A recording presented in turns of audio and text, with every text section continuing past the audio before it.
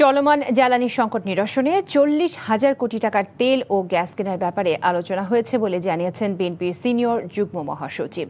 সন্ধ্যায় দলের চেয়ারম্যান ও প্রধানমন্ত্রী তারেক রহমানের সাথে রাজশাহী জেলা ও বিভাগীয় নেতারা বৈঠকে বসেন। বৈঠক শেষে সাংবাদিকদের এ কথা জানান রুহুল কবির রিজভী। এতে আলোচনা হয় স্থানীয় সরকার নির্বাচন নিয়ে।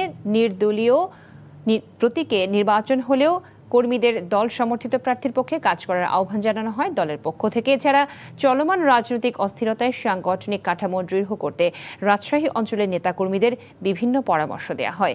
আলোচনায় দল পুনর্গঠনে কাজ করার বিষয়ে নির্দেশনা দেওয়া হয়েছে বলে জানান দলের এই সিনিয়র নেতা।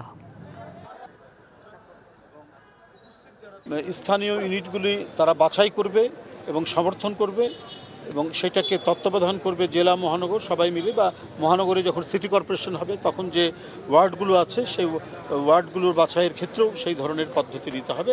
কারণ যেহেতু এখন আর দলীয় প্রতীকে হবে না, এটা তার আগের যে সিস্টেম ছিল, পদ্ধতি ছিল, সেই পদ্ধতিতে, তো সুতরাং দলকে ঐক্যবদ্ধভাবে দলের সমর্থিত যে প্রার্থী থাকবে তাকে বিজয়ী করতে হবে, এটাই হচ্ছে নির্দেশনা।